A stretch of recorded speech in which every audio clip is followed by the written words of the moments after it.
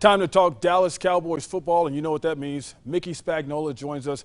And Mickey, Cowboys got their win against the Los Angeles Chargers, but it was close down the stretch, and they had that 56-yard field goal. Now, just think, if he had missed that field goal, people would be criticizing Coach McCarthy about not calling a timeout. Would you agree with that? Well, we thought that they would call, or at least run a third down play. I don't know about calling the timeout because they only ended up with one left, and you usually want to save that for when you got to kick the field goal. So if there was criticism, is that play ended, their second down play ended with 23 seconds to go. If they had called timeout, then what happens on the next play? So they ended up running it down, kicking the 56-yard field goal. If he missed it, remember, Van, they're going into overtime. It wasn't like hit it or lose, right? So that was kind of the cushion there on that last sequence of the game. And you got Ezekiel Elliott rushing for 71 yards, Tony Pollard 109 yards. Cowboys either have thunder and lightning, or they have one guy just seem to be showing that he's also worthy in Pollard. Or it's lightning and thunder. It's a pretty good 1-2 punch. And they made the Chargers pay for being very cognizant on rushing the quarterback. They're trying not to give Dak Prescott a lot of times. So what the Cowboys countered with is they made those outside linebacker / defensive ends on the defense. They were forcing them to play the run. And the one way to force them to play the run was get the ball outside. And they got it outside with Tony Pollard's speed and then hammered Zeke up the middle. So it was a pretty good 1-2 punch, and anytime you can rush for 198 yards, something right is going on.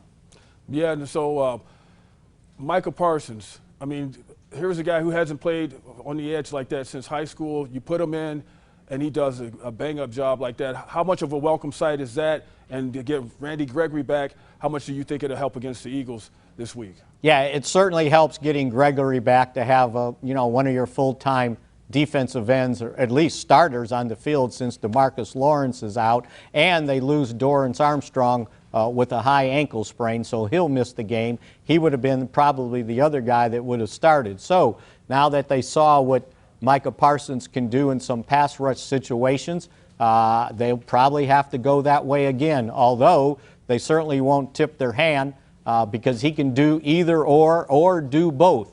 I don't know that you want a steady diet of Micah Parsons at defensive end if you're in a 4-3 because then they'll start running at you and limit his speed and quickness off the edge. So it'll be interesting to see how the Eagles treat the Cowboys defense and then how the Cowboys defense adjusts after they see what's going on. But yeah, Micah Parsons was pretty impressive in the game playing defensive end for the first time since high school. You know, speaking of the Eagles, Zach Ertz always seems to have you guys' number, have the Cowboys' number. But, you know, he still has to pass his COVID test. How much of a big drop-off would it be if he's not available for Jalen Hurts, you know, like a tight end you can dump the ball off to when you're in trouble on the third down or something like that? Yeah, let's not forget Dallas Goedert's still a pretty good tight end too, so they have a pretty good 1-2 punch at the tight end position. And one of the things the Cowboys have been doing early in the season is they had started to play a big nickel, bringing in Jaron Kearse, who's 6'4", and he's matching up against tight ends. So it'll be interesting chess match once the game starts to see how the Eagles want to play it and how the Cowboys want to defend it. And speaking of Jalen Hurts, how would you grade how he's played so far in this his second season? Well, he certainly had a pretty good game, the opener, passing for 3 touchdowns. They didn't gain as many yards in the second game, but again, he's their leading rusher. So to me, the key thing is not only getting pressure on him, but containing him, keeping him in the pocket. Don't let him start freelancing back there and give him space to run. So, like I said, while he leads them in passing, he leads them in rushing too. So, dual threat quarterback, and this will be the first time the Cowboys have faced one of these types of quarterbacks that can throw but also hurt you with their legs. And, you know, I guess you could argue that they get some of that in practice with Dak. You know, Dak can take off too when he wants to, and so maybe it'd be their first time seeing that this year, but maybe not because of practice. What would you say to that? Well, what I think everybody needs to understand is when they practice, the defense goes against the scout team offense, and the scout team offense goes against the Cowboys defense. So they really don't practice against Dak. But one of the key things I think they did right before the start of the season is they were able to claim Will Greer, a quarterback in college who's been known to be able to run the football.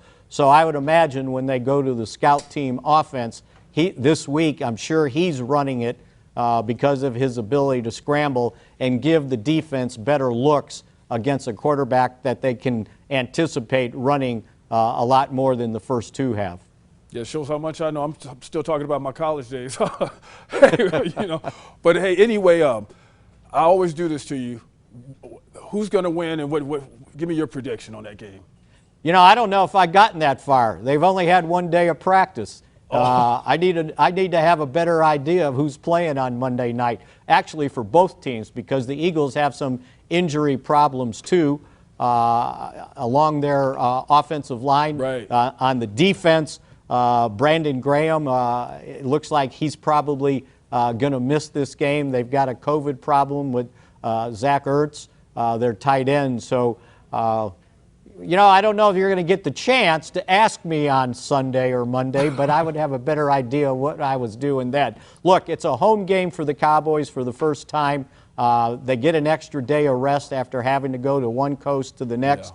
Yeah. I think their energy should be enough to be able to beat this team. But again, give me a call on Sunday. I'll let you know. All right, sounds like a plan. You heard it from him. Mickey Spagnola. Hey, Mickey, thanks a lot for your time. Dallas Cowboys and Philadelphia Eagles coming right. We'll see you next time.